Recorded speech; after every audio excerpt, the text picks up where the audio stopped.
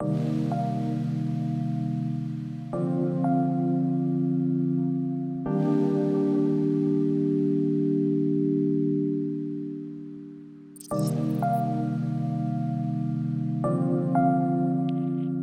so we just wrapped the Xbox press conference, the first big event at E3 2018.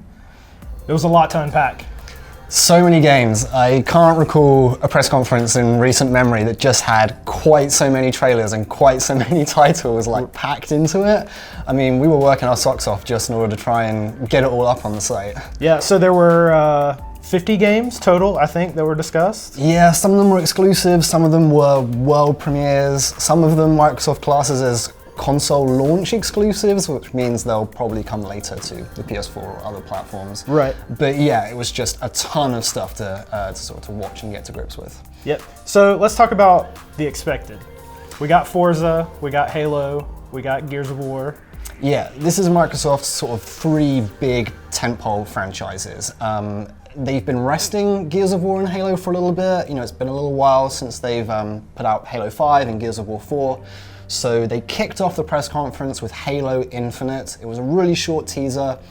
Didn't say much about the game. We kind of saw some what looked like wildlife roaming through a forest, and eventually you got to see Master Chief's leg and his helmet, and that was about it.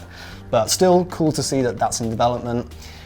Gears of War, we saw a whole bunch of Gears stuff. They confirmed Gears of War 5, Gears Pop, which is this like mobile spin-off with Funko Pop characters. Get in on the mobile market. Yeah, and also like a strategy title too. And then yeah, Forza, I mean, what a great racing franchise for them now. Arguably better or more popular than Gran Turismo on the PS4. And yeah, this year it was all about Forza Horizon 4, which is their more sort of open world, sandbox, big sort of multiplayer racing title. Right, and from the look of the clip that we saw today, it looks like weather is going to play much more of a role, dynamic weather as they called it, in that game. Yeah, and I think, you know, Forza Horizon 3 was actually like received very well. It was much more sort of light-hearted. They put out a bunch of crazy expansions that had like loop-de-loops in it, and sort of, yeah, it was just much more playful. And this new one seems to be kind of just extending that further, you know. It's about getting out with your friends, that idea of like driving across the countryside. And that's all about being in different weather conditions, you know, trying to grapple with both the road and the track and fields and stuff. So yeah, it just seemed to be even more of kind of what they've done before. And I thought it looked great. So going back to the sheer volume of games, Microsoft was sort of addressing this whole stigma that there aren't enough Xbox games. So not just the number of games we saw today, but Microsoft had some pretty big studio news as well. Yeah, I mean, for the longest time, it's been kind of a joke that just the Xbox doesn't have enough exclusives, or the ones that have come to the system just haven't been that great. Right. I mean, Sea of Thieves, you know, they're building on that, it's getting better, but State of Decay 2 was fine, Crackdown 3's been delayed again, so they had a big job to do in explaining how they're going to bring more exclusives to the platform. Right. And the solution we've discovered is buying studios. That's right. So they've acquired 5 game developers, one of which is a brand new studio that they're kind of creating from scratch. It's called The Initiative. It's being led by the former head of Crystal Dynamics, which rebooted the Tomb Raider series. They've got Compulsion Games. They're working on an indie title called We Happy Few. They bought Ninja Theory, which had previously done DMC, and they just put out Hellblade last year. They worked on they bought the developer behind State of Decay and State of Decay 2. They bought Playground Games as well, which is the studio behind Forza Horizon. So yeah, that was a really big message from them saying, look, we know we've had a problem not only working on exclusive games, but actually getting them out the door. Buying these developers, it's very similar to what Sony does with worldwide studios, saying, here is a portfolio of companies that we now own. They're going to be working on software exclusively for the Xbox and presumably the PC. So you've just got a lot to look forward to in the years to come, which if you're an Xbox fan or you're considering an Xbox One X, that's really important. Right. And even though there was a lot to talk about during the Xbox press conference, there were 2 standouts for us. Yeah, I would say the two biggest sort of third-party games that were shown was Fallout 76. This is Bethesda's next sort of, nuclear post-apocalyptic RPG. They'd already confirmed that this game existed, but no one really knew what it was. The trailer that they showed before was very, very small, and we discovered that it looks like a proper Fallout game. There'd been rumors before the press conference that it was some kind of more multiplayer focused, maybe survival RPG, but yeah, what they showed today was what looked like a full-blown Fallout game. It's set in West Virginia.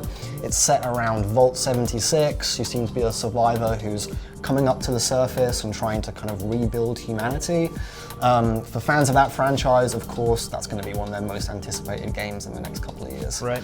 But besides from that, I think the standout was Cyberpunk 2077. This is a game that we've known about since 2013. It's being made by CD Projekt Red, which is the studio behind Witcher 3.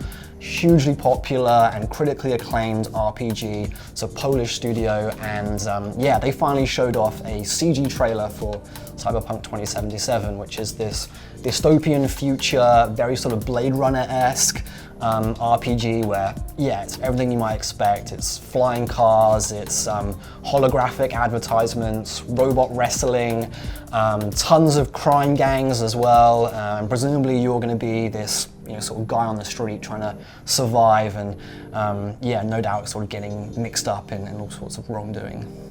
And as is usually the case during these events, Microsoft had some stuff to say about the future. They admitted that there's a new Xbox coming. Yeah, in the surprise! works. Yeah, hey. And some game streaming stuff as well. Yeah, I mean, EA as well also talked about game streaming. It's something that's been tried countless times before on Live, which is now defunct, but Sony has PlayStation Now, which, even though we've never really had numbers for that, seems like it's been a middling sort of success. Right. But it's clear that a lot of these companies think that game streaming is the future, that eventually we won't all have to have these high-powered boxes underneath our TVs, that there will be a way to do it with just, maybe a stick in the back of the television set.